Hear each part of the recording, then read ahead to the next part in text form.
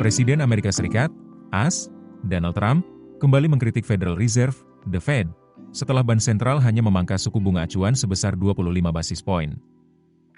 The Fed memang memangkas suku bunganya sebesar 25 BPS ke level 3,5375% dan diumumkan pada Rabu waktu AS atau Kamis dini hari waktu Indonesia, 11 Desember 2025, setelah menggelar pertemuan Federal Open Market Committee, FOMC, selama 2 hari.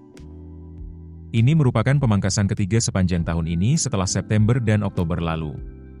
Suku bunga saat ini adalah yang terendah sejak September 2022 atau lebih dari 3 tahun terakhir.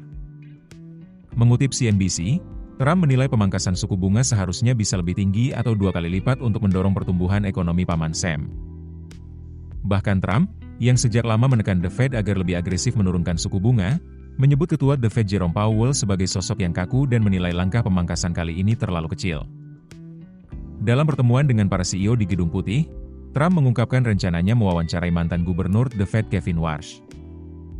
Warsh bersama Direktur Dewan Ekonomi Nasional Kevin Hassett disebut sebagai kandidat kuat pengganti Powell saat masa jabatannya berakhir pada Mei. Saya mencari seseorang yang jujur dalam menentukan suku bunga. Suku bunga kita seharusnya jauh lebih rendah, ujar Trump. Powell sendiri telah menjadi sasaran kritik Trump, yang menilai Bank Sentral terlalu lambat mengambil langkah pelonggaran selama tahun pertama masa jabatan keduanya. Trump juga mengeluhkan apa yang ia nilai sebagai kecenderungan menaikkan suku bunga ketika ekonomi menunjukkan hasil positif. Komentar Trump muncul tak lama setelah The Fed mengumumkan pemangkasan suku bunga 25 basis poin, pemotongan ketiga sepanjang tahun ini. Keputusan tersebut mencerminkan kompromi di tengah perbedaan pandangan internal. Dua anggota FOMC ingin mempertahankan suku bunga, sementara Stephen Miran, pejabat ekonomi pemerintahan Trump, mendorong pemangkasan yang lebih besar.